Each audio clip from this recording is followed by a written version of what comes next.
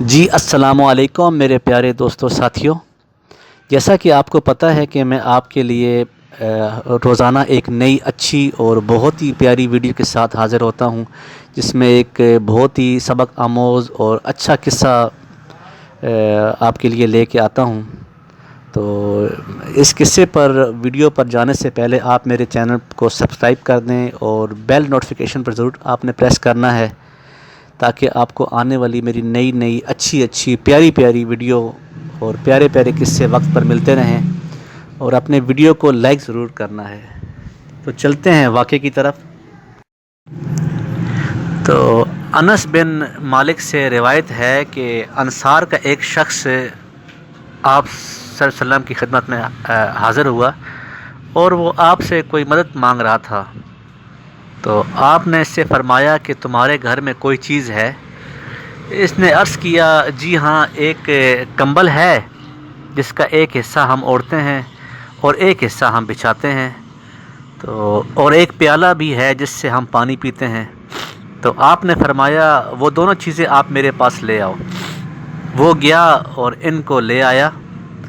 تو آپ نے ان دونوں چیزوں کو اپنے ہاتھ میں لیا اور پھر فرمایا، انہیں کون کون خریدنا چاہتا ہے؟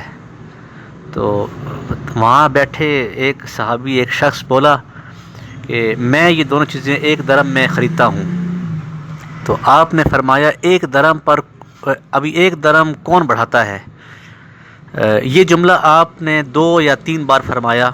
ایک صحابی، ایک شخص بولا کہ میں انہیں 2 درہم میں لیتا ہوں۔ چنانچہ آپ نے یہ دونوں چیزیں اس شخص کے ہاتھ بیچ دیں اور پھر 2 درہم اس انصاری کو دے دیے، اور فرمایا کہ 1 درہم کا اناج خرید کر اپنے گھر والوں کو دے دو، اور دوسرے درہم کا ایک کلہاڑا خرید کر میرے پاس لے کے آؤ۔ اس نے ایسا ہی کیا۔ تو آپ صلی اللہ علیہ وسلم نے اس کلہاڑے کو ہاتھ میں لیا اور آپ نے ہاتھ سے اس میں ایک لکڑی جما دی، جیسے دستہ لگاتے ہیں لکڑی کا، کلہاڑی کے اندر لگا دیا، اور کہا کہ جاؤ اور جا کے لکڑیاں کاٹ کے لے آؤ اور بیچو، اور 15 دن تک آپ نے میرے پاس نہیں آنا۔ تو چنانچہ وہ لکڑیاں کاٹ کر لانے لگا اور بیچنے لگا۔ پھر وہ آپ کے پاس آیا اور اس وقت اس کے پاس 10 درہم تھے، 10 درہم۔ 2 درہم لے کر گیا تھا، 1 درہم اناج کے لیے، گھر راشن کے لیے، 1 درہم کلہاڑے کے لیے۔ اب اس کے پاس 10 درہم تھے، 10 درہم۔ آپ نے فرمایا کہ کچھ کا غلہ لے لو، گھر اپنا راشن ڈالو، اور کچھ کا آپ جو ہے نا یہ کپڑا لے لو۔ پھر آپ نے فرمایا، یہ تمہارے لیے اس سے بہتر ہے کہ تم قیامت کے دن اس حالت میں آؤ کہ سوال کرنے کی وجہ سے تمہارے چہرے پر داغ ہو۔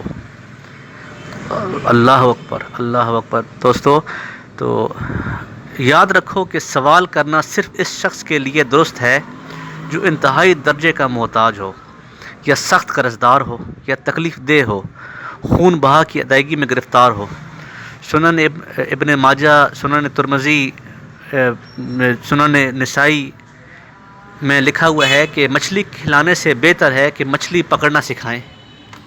تو ابھی ہم جس ملک میں رہ رہے ہیں، جیسے ابھی حالات چل رہے ہیں اس وقت، تو ہر بندہ ہی پریشان ہے، اور اس پریشانی کے عالم میں ہر شخص اپنے اللہ کو بھول چکا ہے اور اپنے آپ پر کوئی اعتماد نہیں کرنا چاہتا۔ سب کہتے ہیں بس جہاں سے کوئی مدد مل جائے، کسی سے کوئی قرضہ مل جائے، تو اس پر ہر بندے کا ذہن جاتا ہے۔ جس طرح سے ابھی بے نظیر، میں ہی نہیں کہتا ہوں کہ مطلب کوئی تنقید کر رہا ہوں، ایک مثال دے رہا ہوں، جیسے کہ بے نظیر انکم سپورٹ کے تحت 1500 روپے یا 2000 روپے یا 2500 روپے پر ماہانہ غریبوں کو دے رہے ہیں، انہیں اس رقم کا عادی بنا دیے ہیں۔ تو ابھی کیا بہتر نہیں ہے کہ انہیں آپ مچھلی پکڑنا سکھائیں کہ اپنے پاؤں پر کھڑا ہو جائیں، بجائے اس کے کہ انہیں 1 دن مچھلی کھلا دیں جس سے اس کا پیٹ 1 دن کے لیے بھر جائے گا، مگر دوسرے دن وہ شخص پھر بھوکا ہو کر اپنے آپ کے پاس کھڑا ہوگا۔ اور تو جیسے کہ حضور پاک کی پیش گوئی کی گئی تھی کہ حدیث کو پڑھیں تو ماننا ہی پڑے گا کہ امام کائنات جہاں دنیا کے بہترین قائد ہیں، جرنیل ہیں، باپ ہیں، شوہر ہیں، دوست ہیں، استاد ہیں، طبیب ہیں، نفسیات دان ہیں، حکمران، منتظم اور جج اور بہترین معیشت دان بھی تھے. تو انہوں نے ہمیں جو چیز سکھائی ہے، جو انہوں نے ہمیں زندگی گزارنے کا نمونہ سکھایا ہے، ہم اس پہ عمل کریں گے تو ہمارے لیے فائدے ہی فائدے ہیں. ہم اگر کسی بھی سنت سے ہٹ جائیں گے تو زندگی تو ہمارا مطلب گزر جائے گی، جیسے ہم زندگی اپنے گزار رہے ہیں، زندگی ہماری گزر جائے گی، پر اس کا فائدہ ہمیں نہیں ہوگا.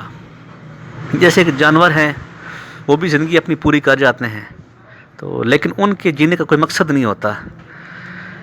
تو بہتر ہے کہ ہمیں جو چیز سکھائی گئی ہے اپنا سنت کے دائرے میں رہتے ہوئے ہم سب کچھ کریں. اس میں ہمارے لیے بہت فائدہ ہے، بہت فائدہ ہے دوستو. تو اس پر عمل کریں گے نا.